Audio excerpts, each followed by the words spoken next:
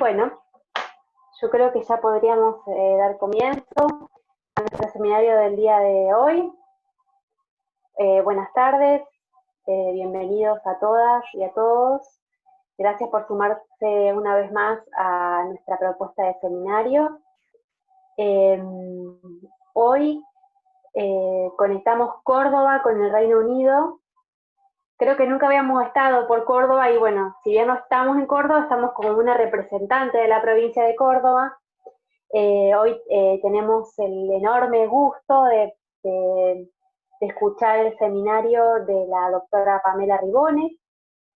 Pamela, estudió en la Universidad Nacional de Córdoba y hizo su tesina de grado con la doctora Malena Álvarez en el CICIBIC, y desde ahí empezó a trabajar en temas relacionados con la biología de plantas.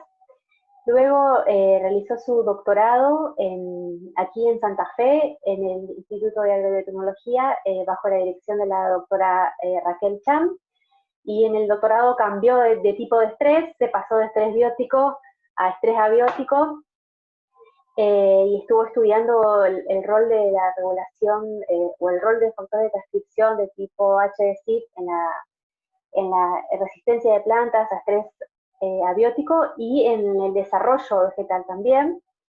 Y luego de su doctorado, en el cual pudo producir bastantes publicaciones,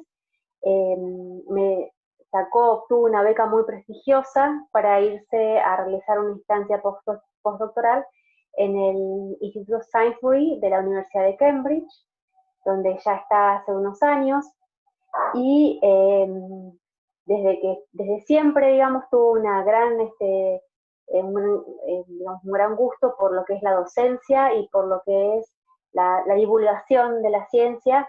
Entonces, ya nos va a contar mejor ella, pero en todo este tiempo también en Reino Unido ha estado haciendo cursos relacionados con cómo enseñar ciencia, cómo motivar a los jóvenes, cómo divulgar resultados, y creo que al finalizar de su charla nos va a contar algo más de eso.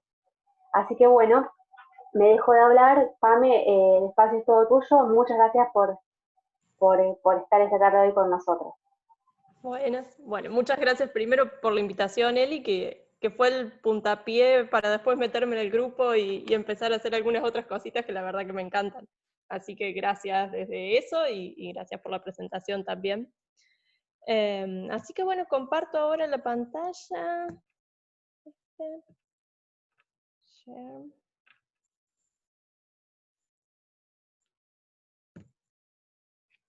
Ok, ¿se ve bien la pantalla y se escucha bien? Solo para chequear. Sí, todo perfecto. Buenísimo. Bueno, hoy voy a contar un poco del trabajo, la parte final del trabajo de doctorado que realicé bajo la dirección de la doctora Raquel Chan en el IAL, teniendo a varios de los que vi presentes como compañeros y colegas y amigos y demás. Y cómo eso lo estoy continuando un poquito acá durante el postdoctorado, y un poco también de qué planes tengo si me sale el ingreso a carrera. Porque todo es parte de un mismo tema, así que bueno, arranco nomás. Desde siempre me llamó mucho la atención cómo las plantas tienen que aguantar lo que sea que esté pasando alrededor sin poder moverse, sin poder buscar refugio, y tienen que modificar incluso lo que está pasando por dentro de la planta, la fisiología, pero también incluso la anatomía tienen que modificar para poder resistir todas esas condiciones ambientales que las rodean. Y cualquiera sean los cambios que tiene que realizar la planta en su anatomía o su fisiología, todo en definitiva va a pasar también a nivel celular. A nivel celular, la planta tiene moléculas, proteínas que le permiten percibir lo que está pasando alrededor. Esas señales que reciba las va a traducir en cierta forma, las va a trasladar mediante distintas vías de señalización, hasta llegar al tipo de proteínas que me interesó durante el doctorado, que son los factores de transcripción, que luego van a llegar a desencadenar la expresión génica, la regulación de la expresión génica, para finalmente dar lugar a una proteína, producir una proteína, que es la que va a generar la respuesta en sí en la planta, sea un cambio en la estructura, sea un cambio en la composición, sea lo que sea, todo va a pasar en definitiva por una proteína, y esa proteína va a ser producida luego de una regulación de la expresión génica. Y a mí esto me encanta, siempre me llamó la atención, y es lo que trabajé y lo que sigo trabajando, así que es sobre lo que voy a hablar hoy.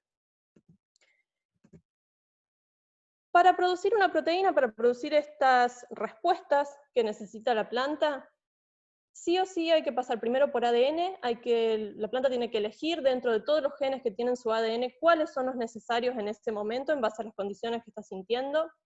Ese ADN lo va a transcribir a un ARN mensajero, solamente la porción que necesita del ADN la va a transcribir al mensajero.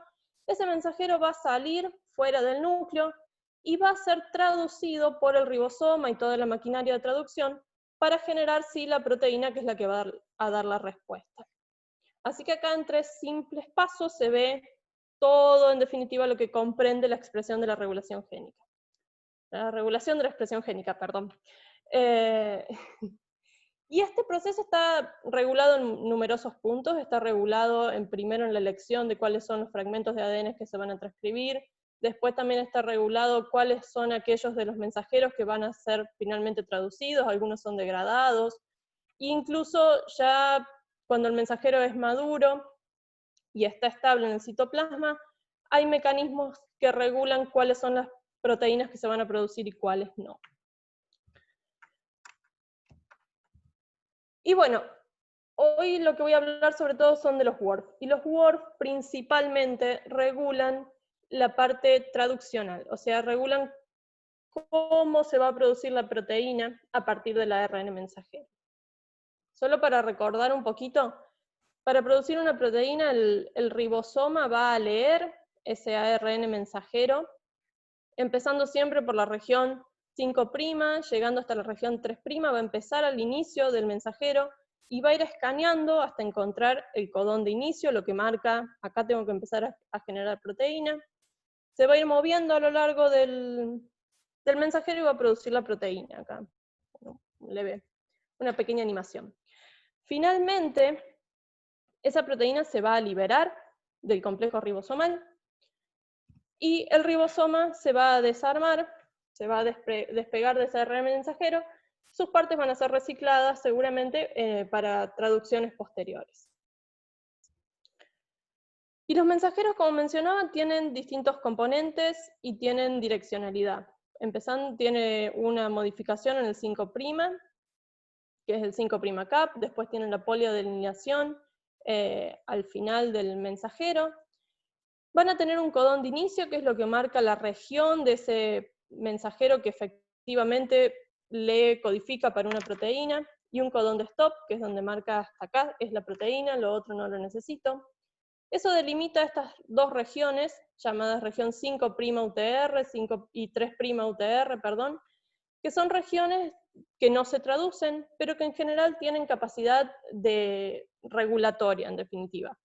O contribuyen a la estabilidad del mensajero, o tienen también partes que indican cuándo y dónde se va a producir la proteína. Y bueno, esta parte, la región 5' UTR, es una de las que más me interesa, sobre todo porque allí es donde se encuentran los WRF, estos sobre los que le quiero hablar hoy. El WRF, en definitiva, su nombre significa Upstream Open Reading Frame, o marco de lectura abierto corriente arriba. Es una región dentro del mensajero que también es capaz de codificar para una proteína, tiene en general un codón de inicio, tiene un codón de stop, es perfectamente capaz de codificar una proteína, pero se encuentra corriente arriba de otra región que también codifica una proteína.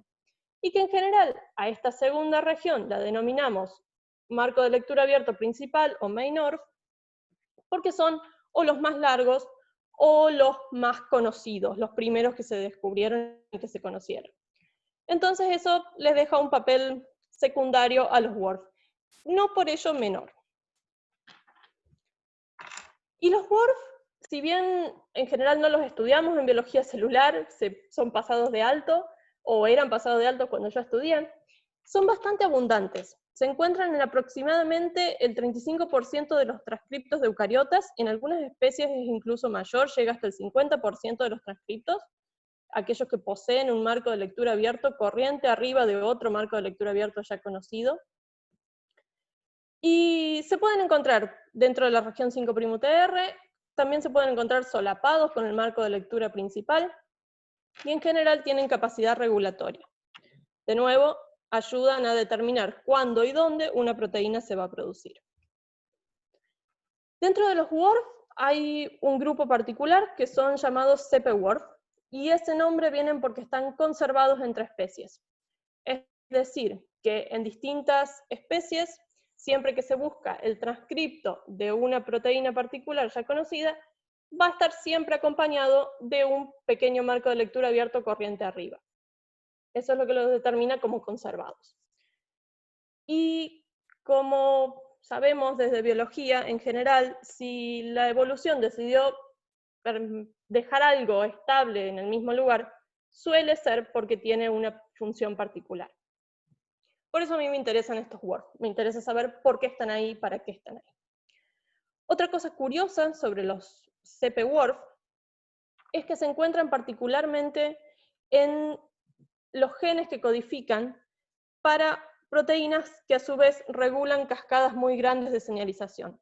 Se encuentran, por ejemplo, en los genes de factores de transcripción, en los genes de quinasas o otras proteínas de las vías de señalización, y eso les daría la capacidad, al estar ellos regulando a reguladores, de modificar grandes vías metabólicas con un solo cambio.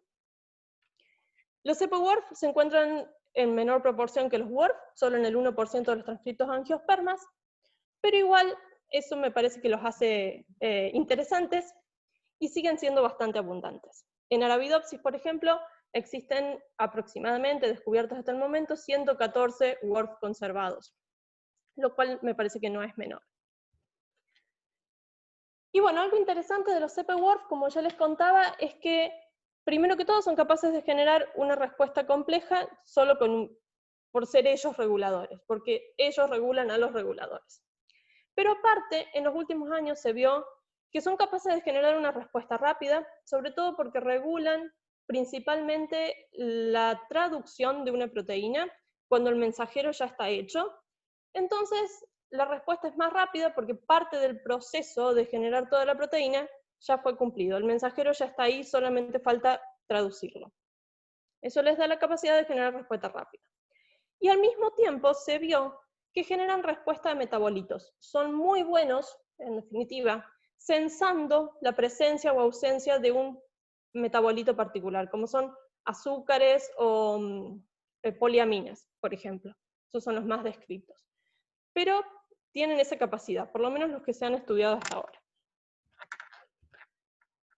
Y bueno, toda esta historia o todo el por qué me metí con los WRF viene por culpa de ATHB1. Este gen que es todavía muy trabajado en el laboratorio de Raquel, que cuando yo llegué al laboratorio se estaba estudiando cuál era su función. Es un factor de transcripción de HDCIP tipo 1, que participa en la elongación de los hipocotilos cuando la planta crece en condiciones de día corto, pero hasta el momento no se sabía nada, no mucho más que eso. Y este gen presenta en su región 5'UTR un WRF conservado, que en este caso se llama CP-WRF33, y es sobre el que voy a hablar ahora. Así que bueno, cuando Mati Capella encontró esta cosita acá, encontró que el WRF estaba presente ahí, nos pusimos a estudiar qué estaba pasando. Lo primero que quisimos hacer fue saber si el WRF tenía una función o no, para qué estaba ahí. Entonces lo que decidimos hacer fue tomar el promotor de este gen de ATHB1, colocarlo corriente arriba de su región 5'UTR, y generar dos variantes. En un lado poníamos el WRF tal cual estaba, y en el otro lado, en la otra construcción, eliminábamos ese WRF. Y lo eliminábamos al quitar los dos codones de inicio que codifican para el mismo. De esta forma el 5'UTR permanecía casi igual, excepto que ya no había codones de inicio y por lo tanto el ribosoma no iba a parar ahí y no había posibilidad de codificar para otro péptido pequeño. Estas dos construcciones las pusimos corriente arriba del gen ATHB1 y decidimos ver qué pasaba en las plantas. Cuando transformamos Arabidopsis con ambas construcciones, en este lado se puede ver la nativa, y en este lado se ve lo que pasa con la versión mutada, en el centro tenemos los controles, y se ve claramente que cuando introducimos esta construcción sin WRF, las plantas tienen un fenotipo muy distinto que sus controles salvajes, lo que no pasa cuando el WRF está ahí.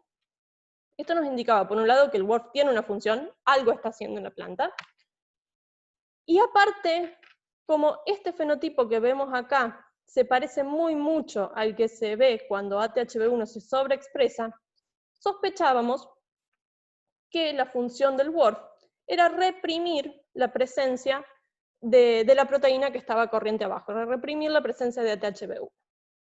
Cuando lo quitábamos, había un exceso de ATHB1. La siguiente pregunta fue, ¿cómo hacía eso? O sea, ¿regulaba la cantidad de transcripto, la cantidad de mensajeros, o regulaba la cantidad de proteínas directamente? Para probarlo, lo que hicimos fue medir los niveles de transcripto en muchas de estas líneas, y vimos que no había grandes diferencias, lo cual nos estaba indicando, en cierta forma, que el WRF modificaba la cantidad de proteínas sin modificar la cantidad de mensajeros. Y eso ya nos da una pista de su función. Para seguir probando qué estaba pasando o qué no, lo que decidimos hacer fue usar las mismas construcciones, pero esta vez las pusimos corriente arriba de un gen reportero. Con un gen reportero nosotros podemos ver fácilmente la expresión o los lugares en donde la proteína está presente y en cuáles no. Entonces transformamos con estas construcciones, nuevamente las mismas que describí antes, buscamos pares de líneas en donde los mensajeros eran los mismos, los niveles de mensajeros eran los mismos, pero cuando fuimos a ver qué pasaba con la cantidad de proteínas, se puede ver acá que cuando el WRF no estaba, la cantidad de GUS, o la cantidad del tinte azul, el color azul en estas plantas, es mayor que cuando el WRF estaba presente. Y esto nos decía dos cosas. Por un lado, nos probaba que efectivamente trabajaba a nivel de la proteína y no del mensajero, pero también nos decía que era capaz de actuar sin importar qué era lo que estaba corriente abajo. No regulaba solamente ATHB1, era capaz de regular cualquier cosa que le poníamos abajo, porque también lo probamos con GFP, otro reportero, y nos dio el mismo resultado.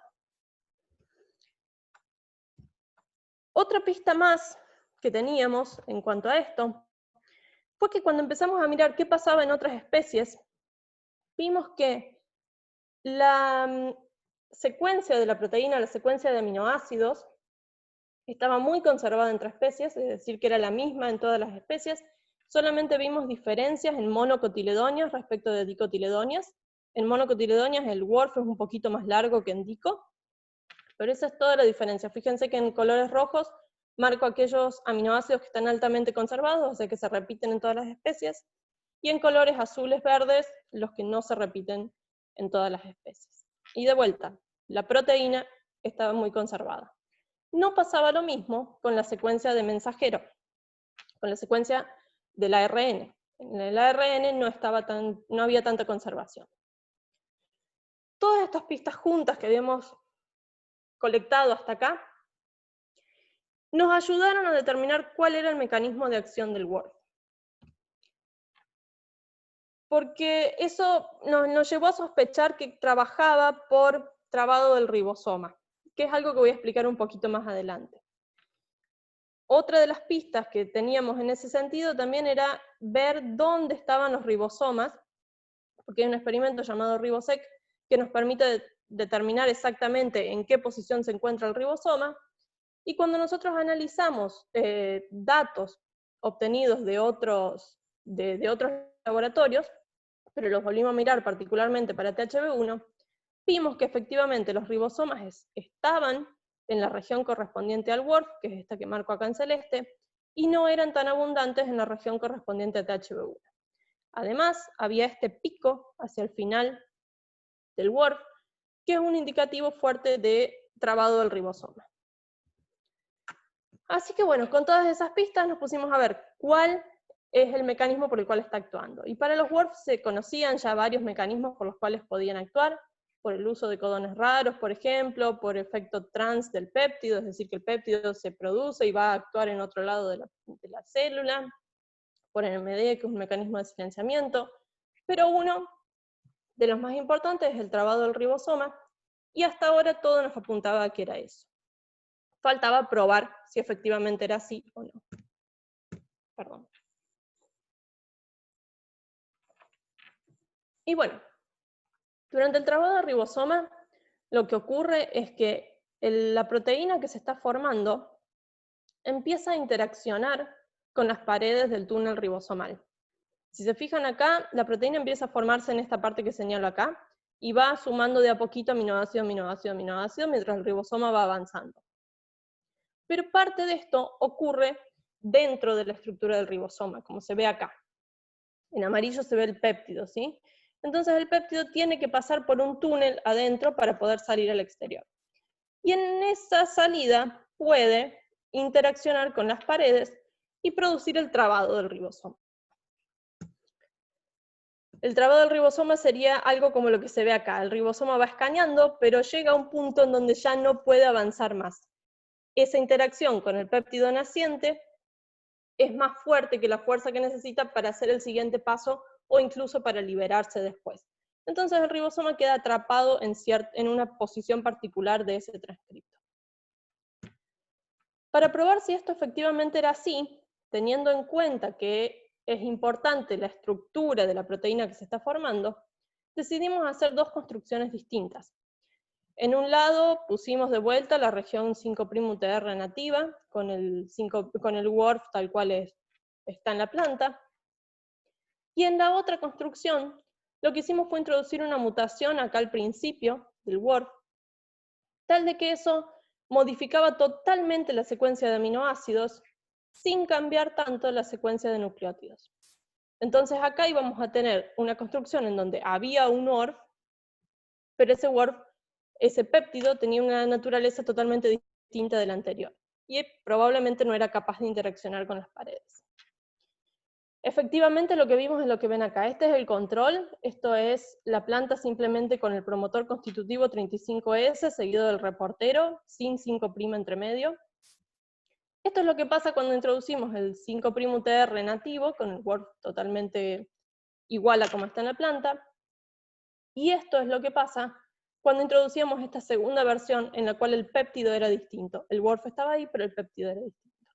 Como ven, ahora el WRF ya no es capaz de reprimir la traducción del reportero. El reportero vuelve a comportarse como si no hubiera nada ahí en el medio. Así que esto nos daba la prueba final de que este péptido estaba actuando por trabado del ribosoma. Pero algo curioso que vimos usando estas plantas, porque no lo mencioné, pero en estas construcciones lo que usábamos fue un promotor constitutivo, un promotor que se está expresando en todos los tejidos y en todos los momentos de la planta.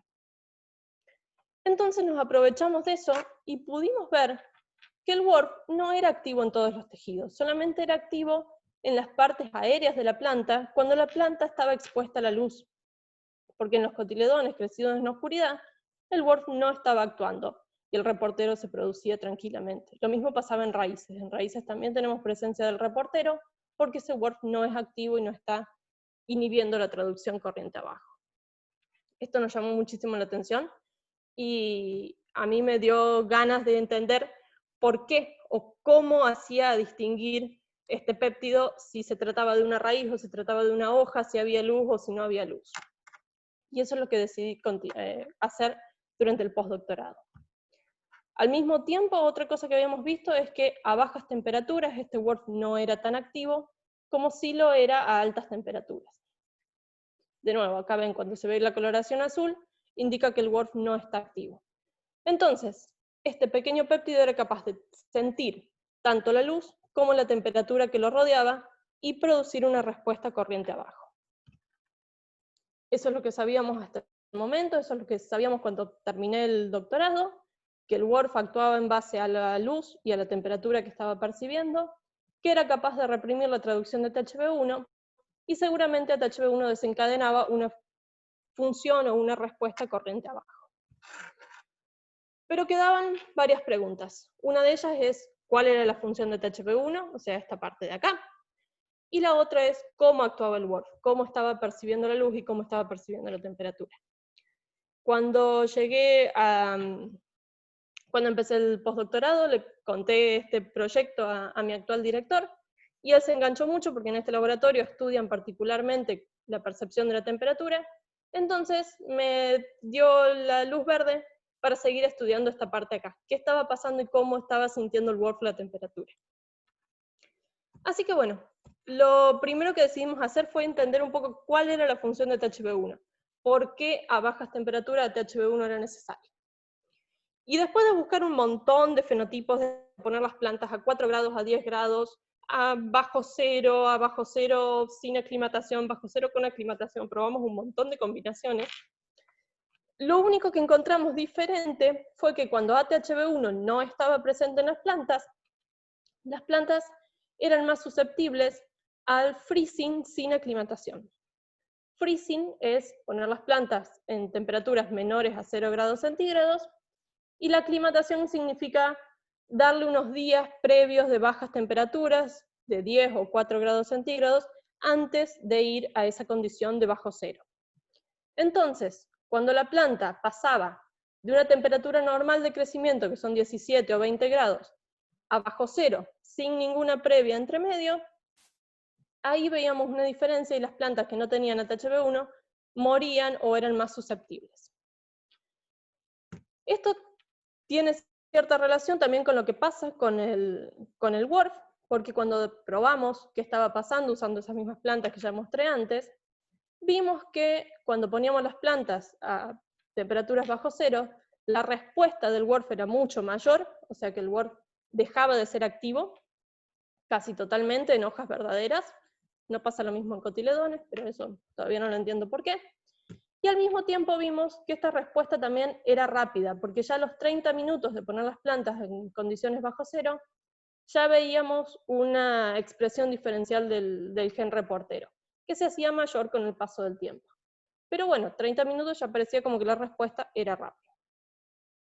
Así que bueno, parte de todo este conflicto puede estar un poco solucionado. Sabemos que ATHB1 tendría una función, en la respuesta al freezing sin aclimatación, como una especie de mecanismo de emergencia por si la planta pasa de temperaturas normales de crecimiento a temperaturas bajo cero. Y eso, bueno, para Arabidopsis tal vez no es de lo más normal por las condiciones de crecimiento naturales de la planta, pero sí ocurre, por ejemplo, en especies creciendo en el desierto, o en especies donde la amplitud térmica diaria es muy grande. Podría tener una función ahí. Lo siguiente que faltaba responder era cómo actúa el WRF. Y para eso, como sabíamos que estaba actuando por ser un péptido, por ser una proteína, e interaccionando con las paredes del túnel, lo que decidimos hacer fue saber qué aminoácidos de esa proteína eran importantes y cuáles no para la interacción. Hicimos un ensayo que se llama ALA-scanning, en el cual se reemplazan cada uno de los aminoácidos por alanina, que es un aminoácido neutro, no es voluminoso, no tiene carga. Y cuando hicimos este ensayo pudimos ver que los aminoácidos hacia el final del WRF eran los más importantes. Estos en esta región son los que nos daban realmente una diferencia respecto a cómo se comportaba el WRF nativo. Y esos aminoácidos se corresponden con los que, de acuerdo a predicciones en la computadora, formarían una alfa hélice en el péptido. Todo esto tiene bastante sentido porque la alfa hélice deja expuestos los residuos de los aminoácidos hacia el exterior, más lábiles o más expuestos para poder interactuar con las paredes del túnel, así que tiene coherencia esto, pero nos falta mucho trabajo para terminar de probar que realmente es así. Idealmente me encantaría hacer un modelado de cómo se comportaría este péptido, el CP-WRF, dentro del túnel ribosomal, porque este modelado es hecho simulando que está en solución y no es así, está interactuando con las paredes. Y bueno, idealmente también cryo-EM, pero ya es más complicado. Otra cosa que nos propusimos hacer para tratar de entender cómo actúa el WRF es hacer un ensayo de mutagénesis por EMS para tratar de encontrar si existen proteínas o tal vez metabolitos, incluso, que estén influenciando el accionar del WRF. Para eso, lo que hicimos fue tratar semillas de esta línea reportera que ya les mostré un montón de veces, las mutagenizamos y después buscamos entre toda la progenie aquellas plantas que se comporten distintas de la planta madre. La planta madre se comporta de esta forma, solamente hay tinción en las raíces, que acá no se ve muy bien, pero está ahí, y buscamos aquellas mutantes nuevas en las cuales las hojas tenían un montón de tinción. Eso nos estaba diciendo que lo que sea que estaba mutado interfería con el accionar del WRF. De esto por ahora no tengo nada para mostrarles, tenemos 3 candidatos que estamos a punto de mandar a secuenciarlos, tenemos otros 3 candidatos esperando, y otros 5 más también un poquito más atrasados, pero lamentablemente todavía no puedo mostrar nada de quién serían los candidatos o qué vías estarían influenciando el accionar del WRF. Pero bueno, hasta acá fue parte del doctorado, parte del postdoctorado, pero al mismo tiempo este año me presenté al ingreso a carrera, veremos si sale o no sale, y lo que propuse para ese ingreso a carrera es algo que me interesa un montón, porque es tratar de usar los WRF más con un fin biotecnológico. Los WRF, como les dije, tienen la capacidad de responder rápidamente, tienen la capacidad de responder a metabolitos, y son capaces de generar respuestas complejas. Todo eso me parece que constituye un lindo sistema para, por ejemplo, sistemas de expresión inducibles o para herramientas biotecnológicas. Otra cosa que me llamó mucho la atención y que contribuyó al por qué decidí escribir ese proyecto es que cuando hacíamos el alanine scanning, vimos que una sola mutación era capaz de cambiar totalmente el patrón de expresión del WRF. No sé si recuerdan que mencioné antes que los cotiledones permanecen siempre, siempre, siempre blancos. Es muy raro ver siquiera un poquito de tinción en los cotiledones. Al cambiar esta prolina por una alanina, solo con eso vimos exactamente el patrón opuesto. Las hojas estaban totalmente blancas, mientras que los cotiledones presentaban una tinción muy grande. Entonces acá creo que de vuelta, ya con un solo cambio de un solo aminoácido dentro de este WRF, cambia totalmente el patrón de expresión. Me parece que hay mucho potencial, sobre todo ahora teniendo en cuenta que existe CRISPR y que existen herramientas que nos permitirían cambiar así con esta precisión. Al mismo tiempo mencioné también que hay 114 CP-WRF en Arabidopsis, son cerca de 5.000 los que están descritos hasta ahora como WRF solamente, y si solo tenemos en cuenta los conservados, que son más fáciles de identificar y reconocer, solamente un 20% está estudiado. Del resto no se sabe absolutamente nada. Se saben qué genes están, pero solo eso. No se sabe el mecanismo de acción, no se sabe los tejidos en los que actúa, no se sabe las condiciones en las que actúa, no se sabe a qué metabolitos responden, si responden algunos. Así que creo que hay un montón de cosas para explorar ahí. Por eso lo que estoy haciendo ahora en este último tiempo es empezar a generar una biblioteca con todos estos WRF que no están estudiados, para continuar luego, una vez si me sale el ingreso, ver qué podemos encontrar ahí. Justamente las preguntas que me gustaría responder son estas: ¿en qué tejidos actúan? ¿Qué estímulos responden? ¿Si están respondiendo un compuesto? Estaría muy bueno probar bibliotecas de compuestos contra los WRF para ver si encontramos algo nuevo. Y aparte de todo esto, solo Arabidopsis thaliana. Hay un montón de diversidad en otras especies que estaría bueno explorar.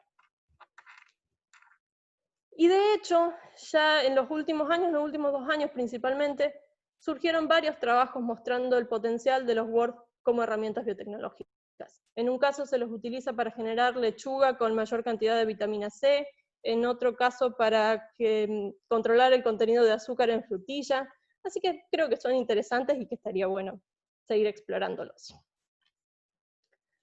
Pero bueno, hasta acá con la ciencia. La otra cosita que quería mostrar un poco es lo que estuve haciendo en esta parte del postdoctorado en cuanto a divulgación. Porque el instituto donde estoy acá está buenísimo, que tiene un comité, le llaman, de divulgación. Lo que hacen es siempre participar en las ferias de ciencias, en el Día de la Fascinación por las Plantas y en un montón de eventos. También charlar con las escuelas, cuando las escuelas quieren saber un poco más sobre lo que hacemos. Entonces, en vez de preparar las cosas a última hora, porque tenemos que presentarnos, y bueno, ¿qué podemos hacer? Y reciclar lo que ya estaba hecho. Desde hace un año hay un comité que nos reunimos todos los meses, entonces siempre vamos pensando actividades nuevas, vamos generándolas, vamos haciendo los recursos, y después cuando llega el día de alguna ocasión donde podemos presentarlas, ya tenemos las cosas hechas y sabemos a qué público vamos y tenemos todo un poquito más armado. Y la verdad que está bueno porque nos dan muchísima libertad, podemos ser todo lo creativos que se nos ocurra, aparte que bueno, tienen mucho presupuesto, pero bueno. Y también hay gente que hace parte de las cosas, a veces nosotros damos las ideas, pero después son otros los chicos que ponen manos a la obra. Así que la verdad que está bueno, y de ahí surgió algo que es hacer divulgación mediante juegos de mesa. Un poco la idea viene de que existen un montón de juegos de mesa que vinculan temas de ciencia, temas de biología incluso, y los ponen de tal forma que las mecánicas son amenas y que las mecánicas representan parte de lo que está pasando en la biología.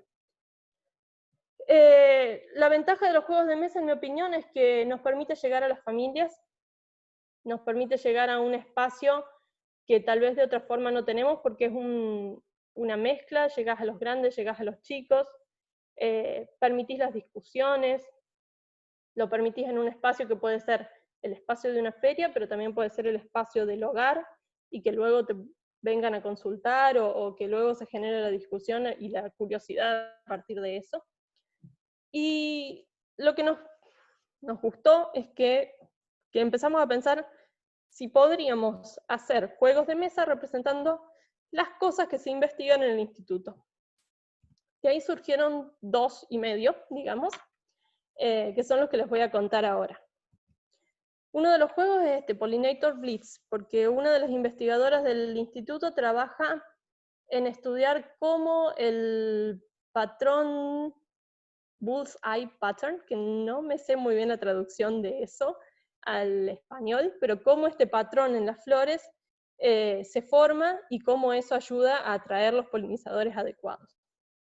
Entonces lo que queríamos contar y trabajar con la gente era un poco el síndrome del polinizador, cómo son las adaptaciones que tienen las flores para atraer al polinizador adecuado,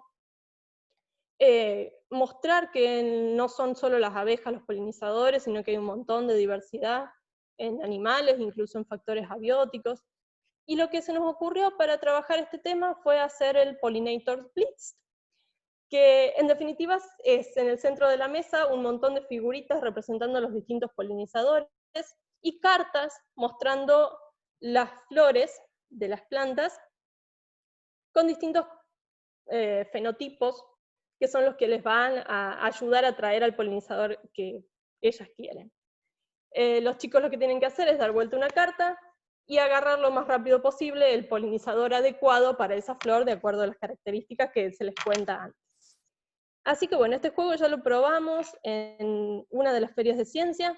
No tuvimos la posibilidad de hacer la segunda vuelta porque vino la pandemia, así que tuvo una sola ronda de muestreo con el público, pero me encantaría poder hacer una versión con plantas nativas de Argentina. Todo lo que trabajamos acá fue más para los locales del Reino Unido, entonces son muy pocas las plantas que yo conocía que están realmente representadas ahí. Me encantaría, si alguien tiene ganas, de ayudarme a hacer una versión con plantas nativas, por ejemplo, y después presentarlas y usarlas allá. Otro de los jueguitos que armamos fue, bueno, por ahora se llama Bumblebees o abejorros, pero el nombre tiene que cambiar, este todavía no está terminado. Y este surgió luego de hacer el otro, porque decíamos, bueno, ¿cómo representamos que también los humanos pueden ser polinizadores? Y que en algunos lugares hay, debido a que los polinizadores están siendo tan atacados por el cambio climático y otros factores, es el humano el que tiene que ir y polinizar cada una de las flores para poder tener frutos y para poder tener un cultivo. Entonces, para representar todo eso, surgió este juego, que es un juego cooperativo, en el cual los chicos no compiten entre sí, sino que tienen que trabajar todos juntos para lograr el objetivo. El objetivo es colectar una lista de frutas a partir de ese frutal, de ese campo en donde están, y ellos tienen que mover las abejas y tienen que mover los granjeros, tal de cosechar, pero esas abejas pueden estar bajo riesgo debido al cambio climático. Entonces cada tanto se da vuelta una carta que representa un factor de problema para, para los polinizadores, que va a afectar o las flores, o los frutos, o las abejas. Entonces con esto se representaba también la presencia de refugios, la introducción de refugios dentro de los ecosistemas más agropecuarios, Y bueno, da pie para hablar unos cuantos temas. Y finalmente, el otro juego que armamos, este ya no fue junto con el laboratorio acá, sino que fue como parte de un curso de divulgación que brindó la universidad, fue el trabajo final de eso. Y nos incitaron, digamos, a unirnos entre los distintos participantes de este curso, armar equipos y presentar en equipos un trabajo final. En este equipo quedamos junto con una chica que estudia arquitectura y que está estudiando cómo hacer mejores casas o desarrollos urbanos de tipo social, con una chica que estudia nuevos materiales para sistemas de energía solar, y con otra chica que estudia un poco el manejo de agua y los recursos hídricos relacionados a bosques. Entonces lo que surgió fue hablar sobre cambio climático, un tema muy en boga y bueno, muy importante en este contexto. Y lo que decidimos hacer fue un juego, tal de tratar de conectar un poco con los adolescentes y también con las familias. En este juego, cada equipo está a cargo de una ciudad. Esa ciudad tiene ciertos recursos, esos recursos son más o menos sustentables de acuerdo a dónde se produzcan, y ellos tienen que introducir políticas, sobre todo a nivel local, tal de poder pasar los objetivos de sustentabilidad determinados por la ONU.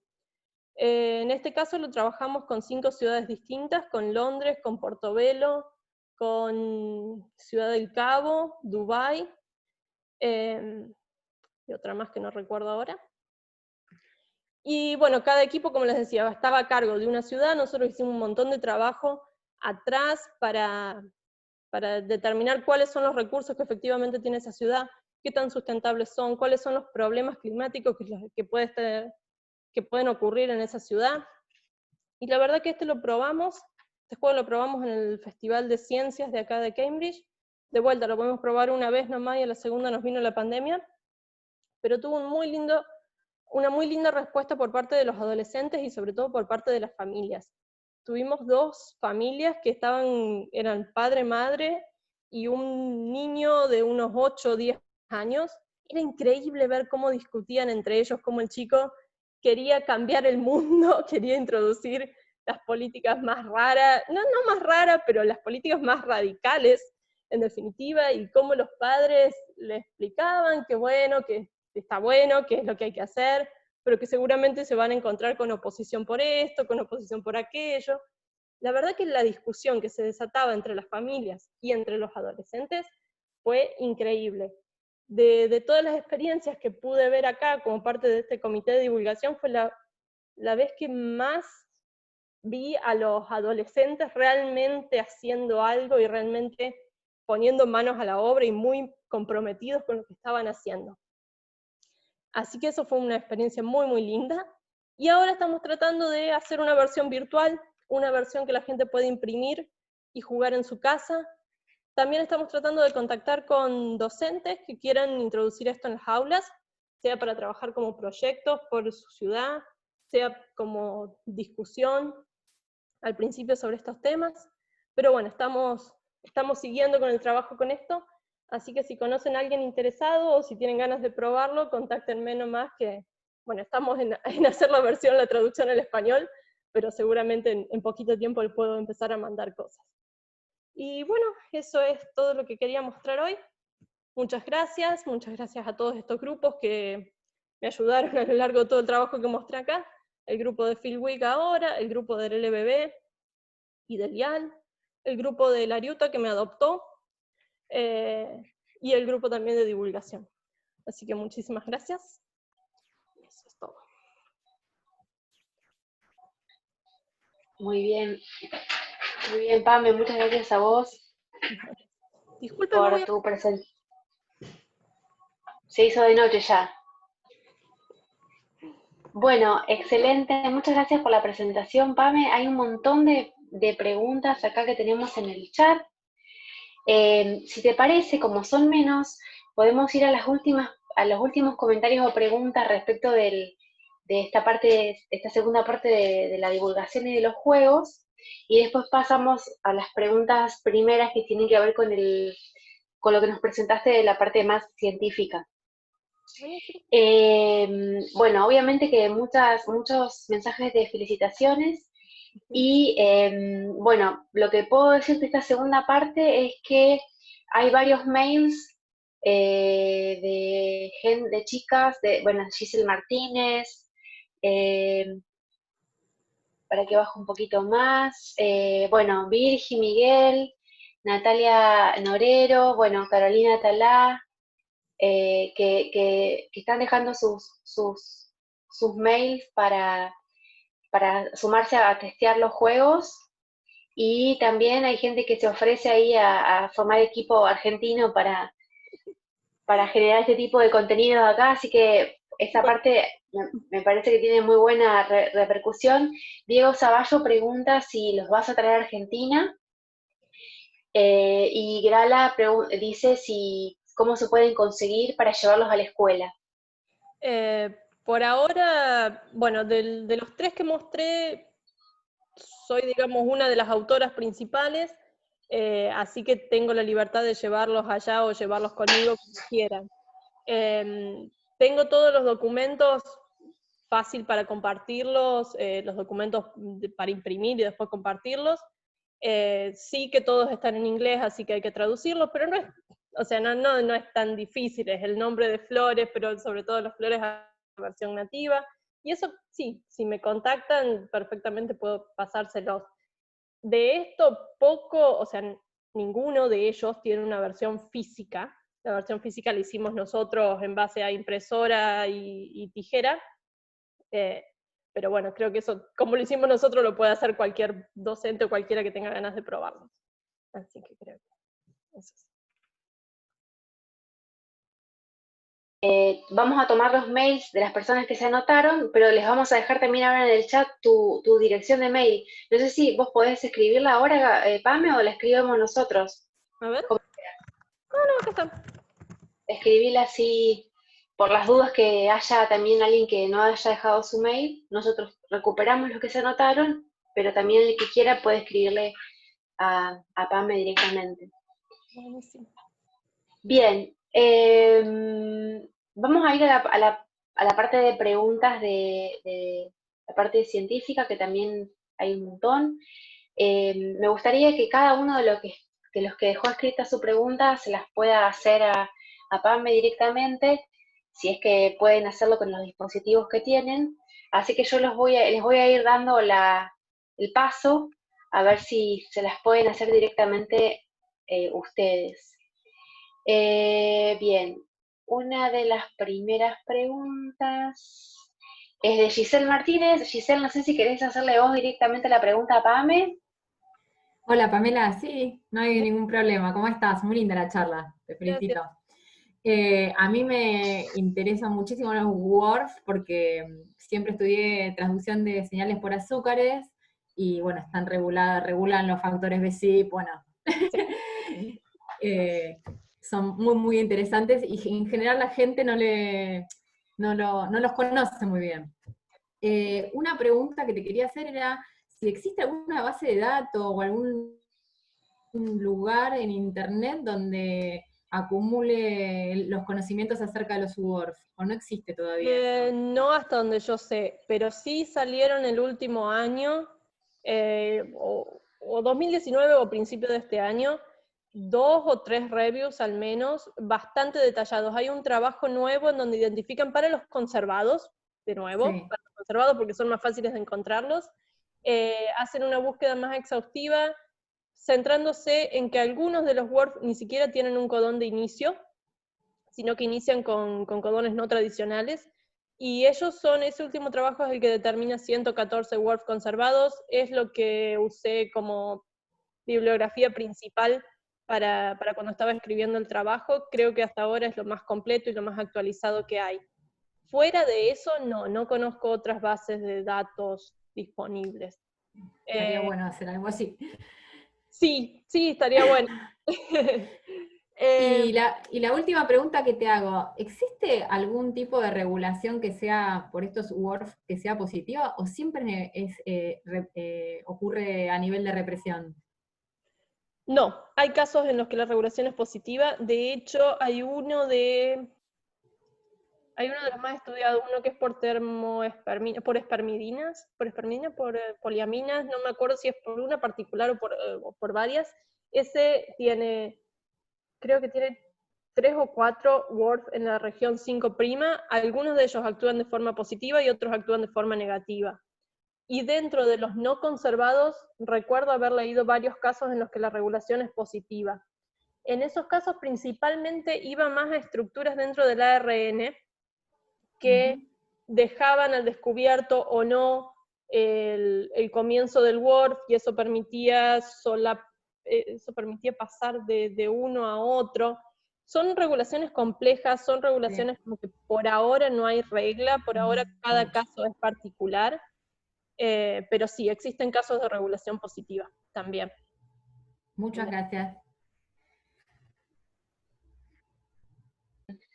Tenemos una pregunta de Sofía Bengoa. No sé si Sofía querés hacerle vos la pregunta directamente a Pamela. Hola, sí, me encantaría. Hola Pamela, ¿cómo estás? Muy linda charla. Me encantó. Sí, yo estoy trabajando con factores de transcripción NAC en girasol, comenzando, y me preguntaba si tenías alguno reportado en Arabidopsis que esté asociado a algún factor de transcripción NAC. Hay 2 NAC. ¿Existen algunos? Hasta donde me acuerdo, hay 2 NAC que tienen WRF conservado en Arabidopsis, me parece que es el NAC 82 y el NAC 71. De nuevo, si quieren, no sé cómo pasarles después este review que salió hace poquito, porque ahí van a encontrar la lista completa. Yo de vuelta, el número me parece que es el NAC 82 y el NAC 71, pero me puedo estar equivocando. Esos 2 tienen WRF conservados. Uno de ellos me parece que es el que da pie a uno de los trabajos biotecnológicos que mencioné, porque responde a la temperatura en Arabidopsis, o en tomate, creo. Así que sí, si estás trabajando con alguno de esos y en maíz, estaría buenísimo probarlos y ver qué pasa también. Sí, obvio. Los voy a buscar en girasol a ver si los encuentro. Y más o menos, en tu experiencia, ¿tenés como un largo aproximado de lo que miden estos WRF o es variable? Es variable. El más chico que se conoce es simplemente el codón de inicio y el codón de stop, y eso responde a cobalto, si mal no recuerdo. Solamente eso, solamente el codón de inicio y el codón de stop ya son suficientes para generar una respuesta. En general, los que estuve viendo, los conservados, el largo es alrededor de unos 50 aminoácidos, un poquito menos a veces. Pero de vuelta creo que no hay regla ahí. Ok. Muchísimas gracias, Pamela. Bien, tenemos una pregunta de Luciana Bianchimano. No sé, Luciana, si podés activar tu micrófono. Sí. Gracias, Pame, muy linda la charla. Te quería preguntar, cuando estabas diciendo que estabas tratando de hacer una biblioteca de los CP-WRF no estudiados, ¿a qué te referís con una biblioteca? O sea, ¿a nivel genómico o qué quisiste decir con eso? Estoy clonando uno a uno los 5' UTR de estos 72, en definitiva, CP-WRF no estudiados aún de Arabidopsis, y colocando eso bajo la regulación de un promotor constitutivo y seguido de un promotor, pero en conjunto, dentro de la misma construcción, estoy poniendo también un reportero transcripcional que me va a permitir ver más fácilmente la cantidad de transcriptos sin tener que ir a qPCR, y evaluar también la cantidad de traducción como al mismo tiempo en paralelo. Pero sí, es a mano. Tremendo. Hacer la biblioteca. Sí, wow. Son recursos que tienen acá que capaz allá me saldría excesivamente caro hacer eso. Claro. Bueno, gracias. Bien, Diego Zavallo también tiene una pregunta. Diego, si querés preguntarle vos a Pame. Por ahí no tiene el micrófono. Bien. No sé si no te la hago yo. Diego, bueno, te felicita por la presentación y te pregunta si se sabe si el mecanismo de acción de todos los WORF es por trabajo de ribosomas, o si son siempre en cis, o puede existir algún otro mecanismo. No, existen otros mecanismos, algunos de esos son los que ya nombré, como el NMD, por ejemplo, que lo que hace es que una vez que se detecta que hay un péptido muy pequeño, que se está traduciendo a algo pequeño, se lleva todo el transcripto a degradación del mismo mensajero, por ejemplo. Otra cosa que está reportada es el uso de codones raros, entonces eso hace que la traducción sea más lenta, pero no se traba, y al ser más lentas a veces permite reinicio o permite otros tipos de regulaciones posteriores. Incluso me parece que hay un trabajo en el que mencionan splicing, al tener esto traducido más lentamente, después generaba un cierto, no me acuerdo cómo era. Pero en serio, todos los casos son muy particulares para esto. Creo que lo de reprimir la traducción es algo que se ve más en general, o es lo primero que se busca, porque es hasta ahora lo más reportado. Pero cada caso es particular. Sobre todo en las regiones 5' UTR que tienen varios de estos words, algunos actúan de otra forma de una forma y otros actúan de otra. Justamente en general es para compensarse entre ellos. Pero sí. Bien, hay una pregunta que nos deja también Georgina Fabro, no sé si la tenés de algún lado, la reconoces. Pero no sé si querés Hola, Pam. hacerle vos. Excelente, como siempre, no vemos la hora de tenerte de vuelta en Córdoba, con todas esas pilas. Che, Pame, no sé si me perdí en una parte, pero entendí que con el frío, el Word, se inactivaba, el de ATHB1. Sí, ¿Y se inactiva. por qué se inactiva? ¿Le cambia la interacción con el túnel del ribosoma? ¿Hay un cambio redox que no interactúan ahora bien? En vez de trabarse, ahora la cosa sigue, no funciona. ¿Alguna idea? Es lo que estoy tratando de averiguar.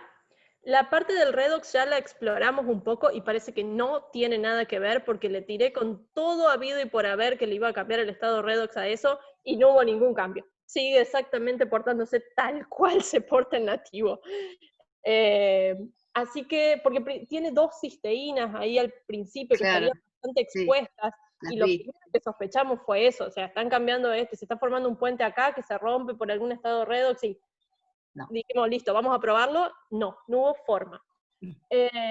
Lo otro que sospechamos, pero ya es un poco más rebuscado, Volado. tal vez, es que haya junto con, a ver, dentro del túnel, por supuesto, moléculas de agua hay un montón, y que esas estén cambiando su estructura, su forma de cristalizar, o estén cambiando algo, y sean las que modifiquen en definitiva la interacción entre ribosoma y túnel.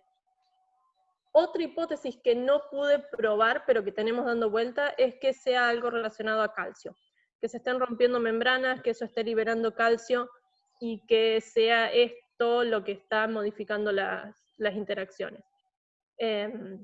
Por ahora lo que sabemos es, bueno, parte de eso es que no me explayé mucho, pero sospechamos y tenemos algunas pruebas de que son un montón de interacciones débiles entre el ribosoma y el túnel, y que generan un balance respecto a la energía necesaria para liberar el ribosoma para continuar en el siguiente aminoácido, codificando el siguiente aminoácido. Porque cualquiera de esos aminoácidos que cambio ya me genera una diferencia. Claro. Todos son capaces individualmente de generar una diferencia, entonces creo que es una sumatoria. E incluso tenemos mutantes en el túnel ribosomal, mutantes en proteínas que están en el túnel ribosomal y que están expuestas en el interior del túnel, y usando esas también terminamos de probarlo, tenemos más pruebas, porque en una se cambia un aminoácido sin carga por un aminoácido con carga positiva, y eso nos genera una diferencia muy fuerte con respecto al nativo. Así que bueno, sospechamos que son sumas, pero por qué el frío lo está liberando todavía no lo sabemos. A mí me llama mucho la atención porque en general en frío lo que pasa es lo opuesto, la traducción en términos generales se frena, Claro. casi totalmente, Sí, pero sí. por alguna razón va en contra de la corriente y se traduce más. No, está bueno. Capaz que los modelados moleculares por ahí en el futuro, haciendo algo más abstracto. Buenísimo, Pame, muchas gracias. Bien, sumado a esto, justo que este comentario que estás haciendo y referirse al modelado molecular, hay una pregunta de Mariana. No sé si Mariana, ¿querés hacerle vos la pregunta o directamente a Pame sobre modelos 3D de regiones de WRF? Sí, hola, gracias. Hola Pami, ¿cómo estás? Muy linda tu charla, me encantó. Gracias. Sí, en realidad yo no soy experta en esto, pero quería saber si había algún modelado tridimensional de esta región, que vos dijiste en una parte de tu charla, si yo no entendí mal, que es especie específica y está altamente conservada dentro de una especie. ¿Hay algo que se sepa respecto de la forma que puedan tener? Porque ahora estás hablando justamente de interacciones débiles y de uniones que probablemente sean de cargas que cambian según los aminoácidos. ¿Hay algo de eso? ¿O se conoce algo ya? Se conoce que dentro del túnel ribosomal se pueden formar estructuras de tipo alfa hélice, o sea que las estructuras secundarias de proteínas se forman dentro del túnel, y que ese túnel en general cubre entre 30 y 40 aminoácidos de la proteína que se está formando.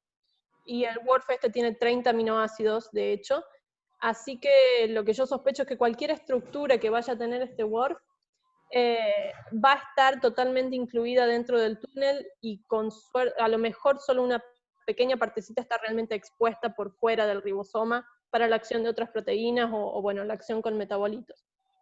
Claro, pero la forma es conservada a la forma tridimensional, me refiero. A lo que yo hice, pero de vuelta, usé predicciones disponibles fácilmente online, ese tipo de herramientas donde simplemente pones la secuencia y genera los modelados. Siempre que probé se forma esta alfa hélice hacia el final del WRF, que es un poco más larga en monocotiledonias. Vieron que dije que en monocotiledonias el WRF en general es más largo, y eso coincide con extender esta última alfa hélice. No lo he probado para otras especies más que probar con la Arabidopsis, y creo que probé con 2 o 3 monocotiledonias para ver si eso se mantenía, pero no recuerdo haber probado con otras dicotiledonias. De vuelta, estas predicciones están hechas para algo que está en solución. Y yo sospecho que no es lo mismo, porque dentro de ese túnel, lo que sea que se está formando ya está interaccionando, entonces a lo mejor eso no me da el mismo balance que algo libre en solución. Me encantaría, de hecho, bueno, quisimos intentar empezar una colaboración con alguien que era capaz de hacernos modelados dentro del túnel ribosomal. Después también se cayó porque, bueno, este chico empezó a trabajar en otros temas, pero me encantaría tratar de hacer eso, tratar de ver cómo podrían ser esas interacciones dentro del túnel en este otro ambiente. Por tu respuesta, por tu pregunta, creo que lo único que puedo decirte es eso. O sea, lo que intenté en este caso, esa alfa hélice parece ser estable, pero estoy siempre trabajando en solución. No estoy trabajando en el sistema real en este caso. Perfecto, muchísimas gracias. Bien, tenemos 2 o 3 preguntitas más. María Elisa González, si nos dejó escrita una pregunta, no sé si querés vos hacérsela directamente a Pame. Hola, igual, no, la felicito, me encantó la charla. Igual no era ninguna pregunta en particular, era solo comentarle que nosotros trabajamos con poliamina y también nos centramos un poco en los WRF, y nada, me interesa mantener un contacto por si podemos llegar a tener algún tipo de colaboración, y ya te mandé un correo. Buenísimo. Y nada, lo de los juegos me encantó, porque nada, hace un tiempo también con algunos alumnos de la ingeniería que tenemos en el instituto, comencé así como a preguntarles y decirles para hacer un doubles, que me parecía algo bastante fácil para jugar en familia y desde chicos, y nada, que estamos con ese proyecto que es pequeñito, nada que ver con lo que han presentado, que me parece monumental y me encanta.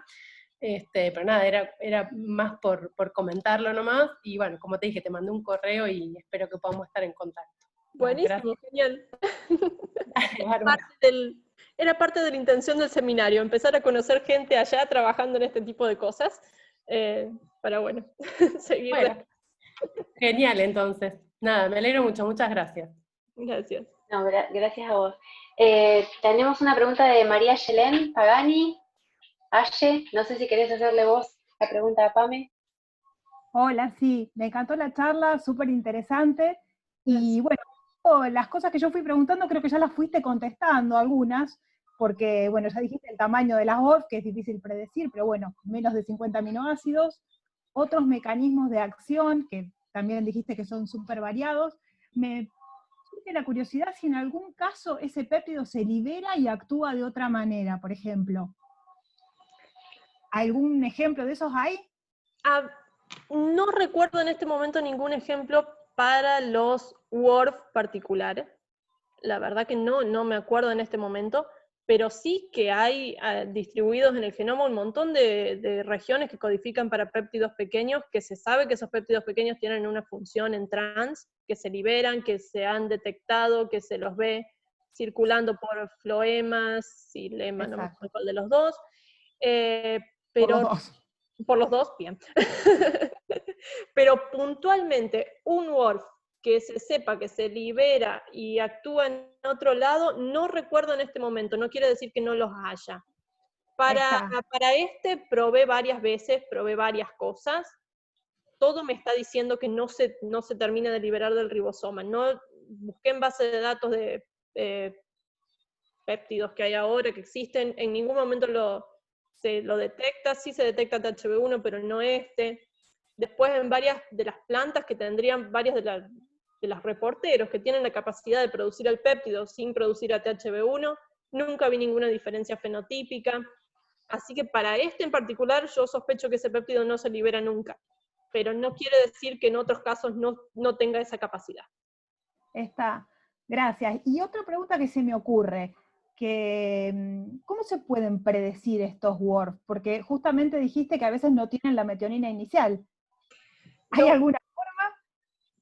Hay varios métodos. Creo que uno de los primeros que se usaron fue buscar codones de inicio y codones de stop en cualquier lado, básicamente. Sí.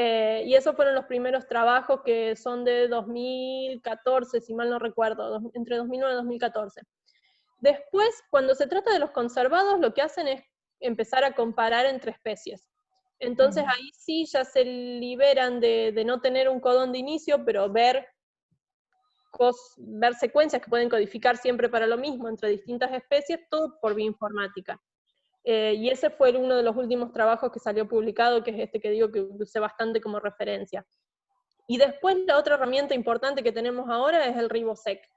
En el caso, por lo menos el RiboSeq permite determinar péptidos o secuencias que están siendo traducidas o que tienen un ribosoma arriba por alguna, lo cual podemos sospechar que es que se están traduciendo.